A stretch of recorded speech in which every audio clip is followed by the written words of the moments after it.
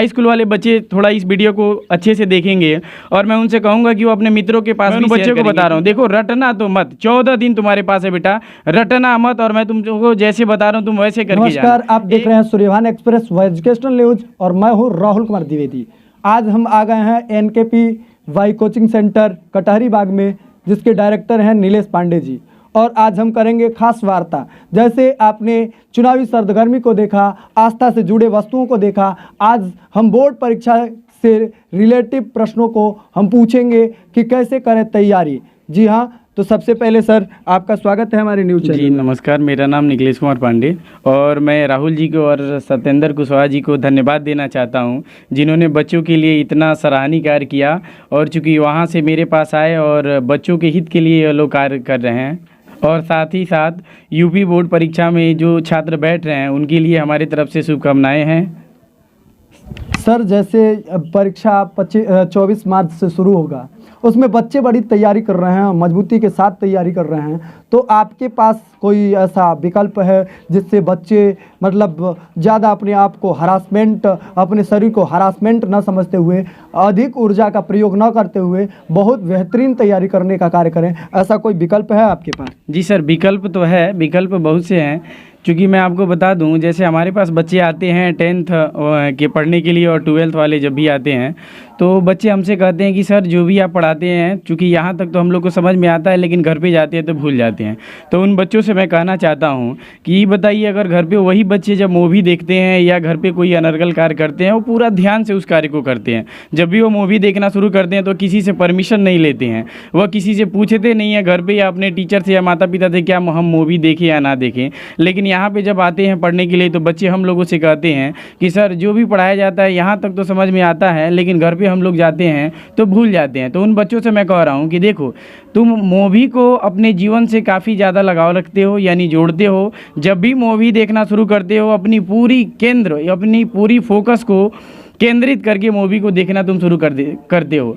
मैं तुमसे बताना चाहता हूं कि जब भी टीचर पढ़ाना शुरू करते हैं, अगर पूरी केंद्र को, अपने ध्यान को केंद्रित करके अगर सुनते हो या उस टॉपिक को पढ़ते हो तो जीवन में तुम कभी भूलोगे नहीं और आगे तुम्हें कहने का यह मौका नहीं मिलेगा कि मुझे सर जो भी पढ़ाते हैं तो उस समय समझ में आता है लेकिन बाद में मैं भूल जाता हूँ। सर जैसे आपने बताया कि ये तो पढ़ाई का समय हो गया, लेकिन तैयारियां परीक्षा के समय कैसे तैयारियां किया जाए और अपने पेपर को एकदम आसान बना दिया जाए, ऐसा कोई विकल्प आप बताने का कार्य करें सर? जी ऐसे भी विकल्प हैं। मैं उन बच्चों से कहूँगा कि देखिए 24 मार्च से आपका पेपर होने वाला है, चूँकि आपके पास 15 से 14 दिन है। 15 से 14 दिन में आप क्या कीजिए, आप घर पे बैठिए और आपके पास जो भी है विद्या है, अवतार है, उसका सहारा आप लीजिए। जो अक्सर यूपी बोर्ड में पूछे गए जो भी प्रश्न हैं उसको घर पर सॉल्व कीजिए। और यहाँ तक कि मैं बता दूँ कि एक टाइम टेबल वो बच्चे जारी अगर कर ले, बना ले, जैसे मान लीजिए हाई स्कूल 6 विषय है और इंटर में 5 विषय हैं, तो बच्चे एक समय सारणी बना ले और उसके अनुसार अगर पढ़ना शुरू करें। भोर का समय जैसे 4 बजे से 6 बजे के बीच में अगर वह केवल रीडिंग का काम करें तो काफ़ी उनको 15 से 14 दिन में रिजल्ट मिलेगा। और आगे चल के वह छात्र, केवल मैं उनसे दावा कर रहा हूँ कि अगर 14 दिन मात्र मोबाइल से दूरियाँ बना लें। अक्सर मैं देखता हूँ बच्चों को कहा जाता है पढ़ने के लिए तो क्या करते हैं, मोबाइल पे चैटिंग करते हैं, बातें करते हैं, उनको फुर्सत नहीं रहता है पढ़ने के लिए। लेकिन अगर उन बच्चों से मैं कहूँ कि 14 दिन अगर हमारी बातों को अगर सुन रहे हैं इस वीडियो के माध्यम से, तो उन बच्चों से मैं कहना चाहता हूं कि मात्र तुम 14 दिन क्या करो, मोबाइल से दूरियां बना लो और 14 दिन समय सारणी बना लो पढ़ने के लिए। देखो तुम्हारा परसेंटेज 85 से कम नहीं आएगा, यहाँ तक कि थोड़ा सा और ध्यान दोगे तो 85 से भी अधिक नंबर तुम्हारा आएगा।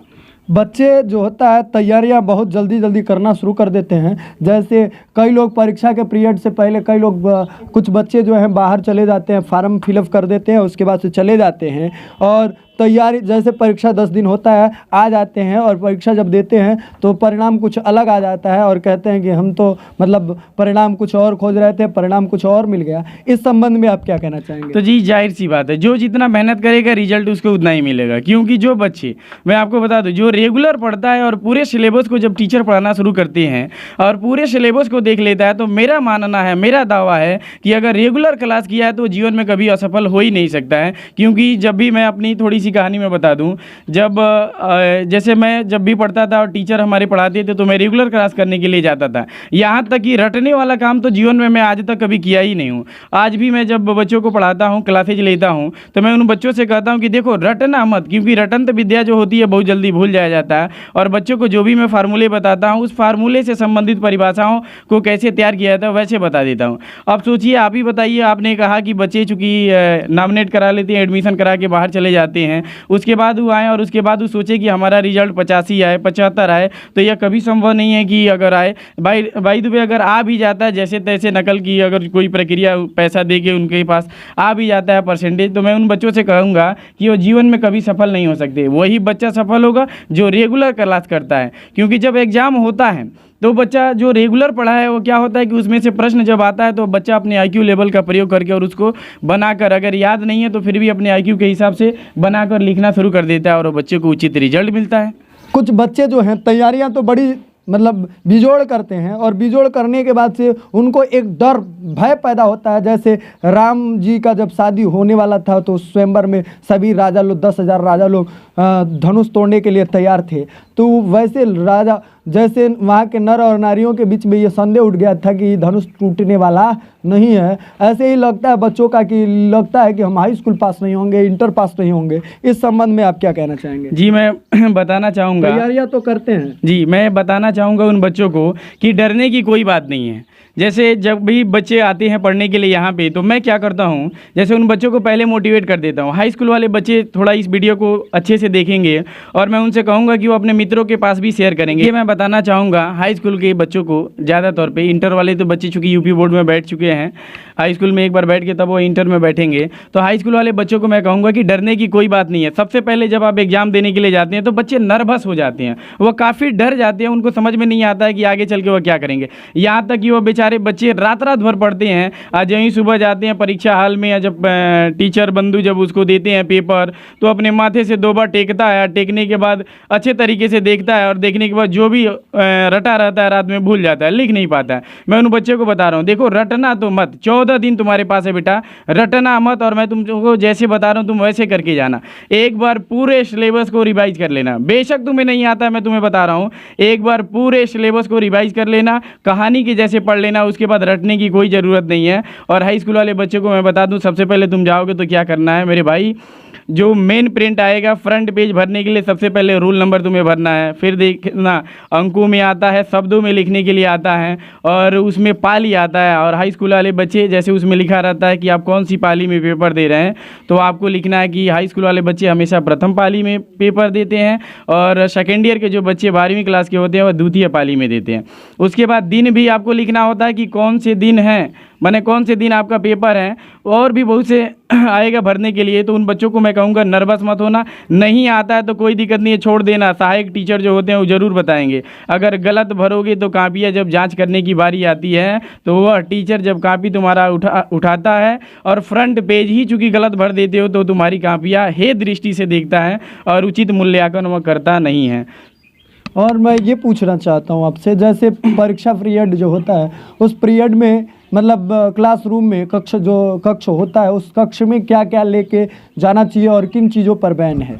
जी, मैं बता दूं, जो भी छात्र हैं, पहला नंबर, कई विद्यालयों में ऐसी प्रक्रिया है कि बच्चों को बैन लगा दिया जाता है, शूज पहन के नहीं आना है। कुछ विद्यालय में बच्चे चूँकि पहन के जाते हैं और क्या किया जाता है, गेट पे ही शूज को निकलवा दिया जाता है। तो मैं उन बच्चों से कहूँगा कि संभव हो तो बेटा आप शूज पहन के मत जाइएगा। और दूसरी प्रक्रिया, आप अपने जेब में पैसा ना रखें, 10-20 तो रख सकते हैं लेकिन ज़्यादा पैसा पे भी बैन रहता है। और तीसरी प्रक्रिया, आपके जेब में कोई अनर्गल, चाहे कोई लिखावट वाली पन्ना हो या कोई भी माने पन्ना आपको रखना ही नहीं है।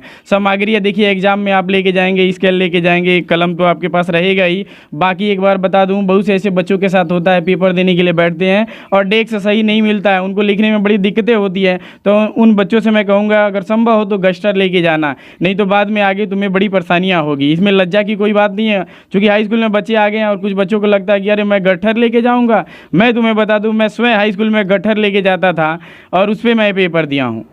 कुछ लोग मोबाइल से बहुत ज़्यादा प्यार करते हैं सर, और बच्चे जो हैं मोबाइल के बड़ी दीवाने हो चुके हैं, तो क्या मोबाइल ले जाना चाहिए परीक्षा हॉल में, मोबाइल लेके जाना चाहिए सर? नहीं, ये बैन रहता है, क्योंकि अगर मोबाइल आप लेके जा भी रहे हैं तो गेट पे ही आपको मोबाइल किसी को दे देना है पड़ेगा, अन्यथा वहाँ पे मोबाइल स्वयं आपके टीचर लेंगे भी नहीं। तो इसीलिए उन बच्चों से कहूँगा कि आप मोबाइल लेके मत जाइएगा। जी सर, अब परीक्षा नज़दीक आ गया है और परीक्षा में लोग जिस दिन परीक्षा होता है नहा धोवा के खूब बढ़िया टीका वगैरह करके और मंदिरों में माथा टेकना शुरू कर देते हैं। इस संबंध में आप क्या कहना चाहेंगे? जी, इस संबंध में मैं बताना चाहूँगा उन बच्चों को कि देखो, ईश्वर भी मदद नहीं करते हैं, क्योंकि ईश्वर भी उसी की मेहनत करता है जो हार्ड वर्किंग करता है, जो शुरू से मेहनत करता है। और यहाँ पे मैं उन बच्चों के भ्रम को दूर कर दूँ, क्योंकि वह 365 दिन में कभी ईश्वर को याद नहीं करता है, लेकिन जब भी एग्ज़ाम करीब आता है, उस दिन 4 बजे 3 बजे भोर में उठ जाता है। हमेशा स्नान करे या ना करे, लेकिन उस दिन स्नान करेगा और ईश्वर को घंटी डुलाना शुरू कर देता है। तो उस समय याद रखना, ईश्वर तुम्हारी कभी मदद नहीं करेंगे, ईश्वर उसी की मदद करते हैं जो हार्ड वर्किंग 365 दिन पड़ा है। तो इसी क्रम में मैं इस शब्द को एक बार दोहरा रहा हूँ, सभी बच्चों से कहूँगा कि 14 दिन आपके पास समय है, और अब भी आपके पास समय है। जिस नियमानुसार मैं बता रहा हूँ, अगर आप पढ़ लेंगे तो आपका मार्क अच्छा आ जाएगा। सबसे पहले 14 दिन आप लोग मोबाइल से दूरियां बना लीजिए, चाहे वह बालक हो या बालिका हो, और उसके बाद एनी टाइम अपने गार्जियन से। अगर एक क्वेश्चन और, मानिए कि अगर कुछ ऐसी व्यवस्थाएं हैं, ऐसे प्रश्न फंस जा रहे हैं, तो प्रश्न को सॉल्व करने के लिए मोबाइल का सहारा ले सकते हैं क्या? जी, मोबाइल का सहारा ले सकते हैं, लेकिन यहाँ तक कि उस मोबाइल को जब चलाना शुरू करते हैं तो ऐड आना शुरू हो जाता है, ऐड आ जाता है, बच्चे उसी में भूल जाते हैं। तो उन बच्चों से मैं कहूँगा कि तुम्हारे अगर अगल बगल में इर्द गिर्द में टीचर जो पढ़ाने वाले हैं, उनसे सहारा लोगे तो बेस्ट तुम्हें मैंने वह बताने का प्रयास करेंगे। मोबाइल का प्रयोग ना करो, क्योंकि ऐड आएगा, उसी में तुम भूल जाओगे। यहाँ तक कि अगर तुम लोग की जो भी अगर मान लो कमेंट मिल रहा है इन बच्चों का, तो मैं इस पर एक वीडियो बना दूँगा, जिसकी वजह से मैं बताऊँगा कि बच्चों को कि कौन से टॉपिक पे कितने नंबर का प्रश्न बनता है। इसी के साथ मैं अपनी बाड़ी को विराम देता हूं, और एजुकेशनल न्यूज़ और सूर्यभान एक्सप्रेस न्यूज़ वाले जो भी मेरे भाई सहयोगी हैं, उनको मैं धन्यवाद देना चाहता हूं, जो उन्होंने बच्चों के लिए इतना अच्छा काम, सराहनीय कार्य किया। और जो भी यूपी बोर्ड में मेरे भाई और बहन बैठने वाले हैं, मैं उनके लिए फिर शुभकामनाएँ देता हूँ कि आपका जो भी एग्ज़ाम हो अच्छे से हो, बढ़िया से हो। धन्यवाद। आप देख रहे थे सूर्यभान एक्सप्रेस व एजुकेशनल न्यूज़, कैमरामैन के साथ राहुल कुमार द्विवेदी की रिपोर्ट।